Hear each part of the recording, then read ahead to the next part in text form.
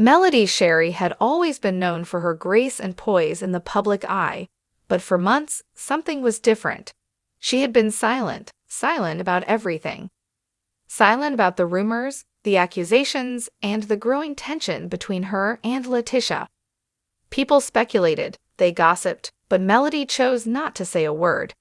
She could have responded, defended herself, but she didn't. Why? Because she wasn't sure how to respond. She wasn't sure if the world was ready for the truth. Melody reflects on this silence, how it gnawed at her, how each day felt like carrying a weight she could no longer bear. It wasn't about fear. It was about timing. She wanted to make sure that when she did speak, her words would be heard for what they truly were, not as a reaction, but as a statement of truth. This wasn't going to be another tabloid story, nor was it about revenge. This was about Melody reclaiming her voice, and for the first time in a long while, telling her side of the story. After all, she had lived with the consequences of LaTisha's actions for too long. Today, she was finally ready to speak out. There was a time when Melody and LaTisha were inseparable. They were the kind of friends everyone admired, the ones that seemed to have it all figured out. They worked together on projects, shared dreams of success, and were often seen supporting each other at events, their smiles genuine and bright. People looked at them and thought, this was the epitome of friendship. In the beginning, it wasn't just a professional connection, it was a deep bond, built on trust. Melody saw LaTisha as more than just a colleague. She saw a sister, someone who shared the same vision and drive. But slowly, as time passed, the dynamics started shifting. LaTisha's success began to soar, and Melody couldn't ignore the changes in her friend. It wasn't just about ambition anymore. There was something else. LaTisha's actions began to feel less like friendly competition and more like calculated moves designed to push Melody aside. At first, Melody dismissed it, thinking it was just a phase. After all, LaTisha was driven, and maybe Melody was overthinking things. But the small signs kept adding up. The subtle undermining, the sleek comments, the way LaTisha would take credit for ideas that were not entirely her own.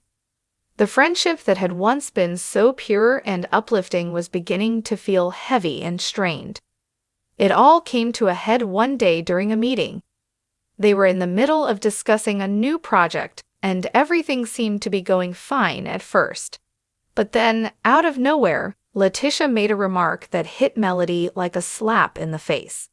It was a comment that undermined Melody's work, questioned her abilities, and in a way, tried to publicly put her down. At that moment, Melody felt something snap inside of her. She had tried to be patient. She had tried to be understanding, but this was different. This wasn't just a simple disagreement. This was something deeper. It was clear now. LaTisha wasn't just a friend. She had become someone who was willing to step on others to get ahead. Melody's voice was steady but firm when she responded, calling out LaTisha for her behavior. She told LaTisha that she could no longer continue pretending everything was fine. The betrayal was too much, the trust was broken, and their paths had clearly diverged. It was the hardest thing she'd ever done. Walking away from a friendship that had once meant everything to her. But as the words left her mouth, Melody knew that it was time. There was no going back. She had to let go for her own peace of mind. After the fallout, things started to change quickly. LaTisha's career skyrocketed. She was everywhere, on magazine covers, at high-profile events, and gaining admiration from the public and industry peers alike. She was the picture of success, the woman everyone wanted to be. Meanwhile, Melody found herself on the outside looking in. People started comparing her to LaTisha, asking why she wasn't doing the same, why she wasn't at that level. It was hard. Every time the media praised LaTisha, Melody felt like she was invisible, like her own accomplishments were overshadowed by LaTisha's rise. But what people didn't see were the quiet nights Melody spent reflecting on everything that had happened. They didn't see the sleepless hours she spent doubting herself, wondering if she had done something wrong, questioning whether the industry had forgotten her. There was a deep frustration inside of her, but she kept it to herself. Through it all, Melody never spoke ill of LaTisha publicly. She kept her emotions in check, letting the world think that she was simply moving on and focused on her own work. But inside, the reality was far different. She was battling her own demons, regret, confusion, and the nagging feeling that her career had been derailed not by her own choices, but by someone she once trusted. For months, she had held her truth inside, weighed down by the fear of how her words would be received. The media had already painted their version of the story. LaTisha had her followers, her supporters, and people who believed the narrative she'd built. Melody had seen the headlines, the rumors, and the whispers behind her back. But through it all, she stayed silent. But now, that silence was no longer an option. Melody realized that not speaking her truth was only giving power to others to define her. The world had seen LaTisha's version of events, but Melody's side remained untold. And as the months passed, the weight of holding back became unbearable. She had reached a point where staying quiet felt more like a betrayal to herself than a way to protect others. So, one evening, Melody sat down, not just to tell the world her story, but to finally reclaim her voice. This wasn't about taking down LaTisha, nor was it about creating drama. It was about standing up for herself and taking control of her own narrative. She knew the world might question her, doubt her, or even criticize her decision to speak out. But she had reached the conclusion that her truth mattered more than anything else. Sitting alone in her space, she began. Melody didn't raise her voice. She didn't need to. Her words were clear, deliberate, and measured. She started by talking about the time before everything changed, the moments when she and LaTisha had shared genuine friendship, built on trust and mutual respect. But that trust, as she described it, began to erode with each passing day. Melody didn't attack LaTisha. She didn't paint her as a villain, but instead described her as someone who had once been a close friend, but who eventually became someone unrecognizable. She explained how LaTisha's actions shifted from friendly competition to something more underhanded. Melody didn't need to exaggerate the details.